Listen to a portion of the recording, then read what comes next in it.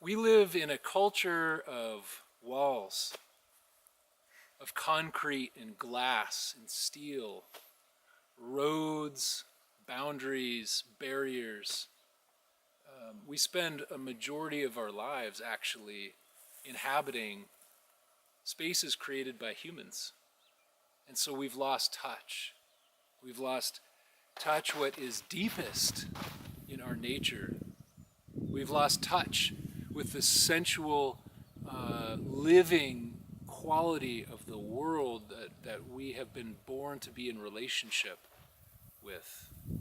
The birds singing, the wind blowing through the branches and the trees, the deep imaginal roots of the mountains and the glaciers and forests. We live in a world of walls. And there's grief.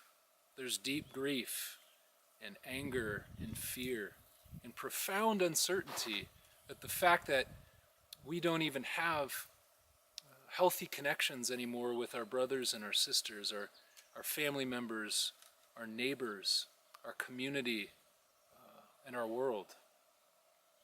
So Church of Lost Walls is about losing those walls and those barriers that separate us and divide us.